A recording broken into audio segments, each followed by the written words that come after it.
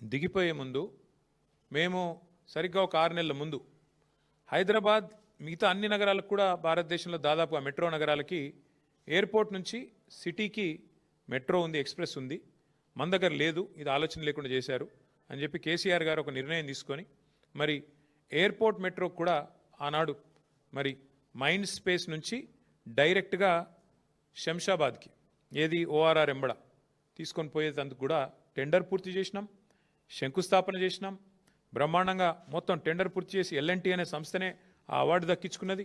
వాళ్ళు పని మొదలు పెట్టాలంతే. ఇంకా అద్భుతం ఏంటంటే ఏ మాటకు ఆ మాట ఆనాడు కాంగ్రెస్ ప్రభుత్వం డాక్టర్ రాజశేఖర్ రెడ్డి గారు ఎప్పుడైతే ఓఆర్ఆర్ నిర్మాణం చేశారో ఒక మంచి పని చేసినారు. అందులో ఏం చేసినారు, ఓఆర్ఆర్ చుట్టూతా మెట్రో రైల్ కారిడార్ కూడా స్థలం సేకరించి పెట్టినారు.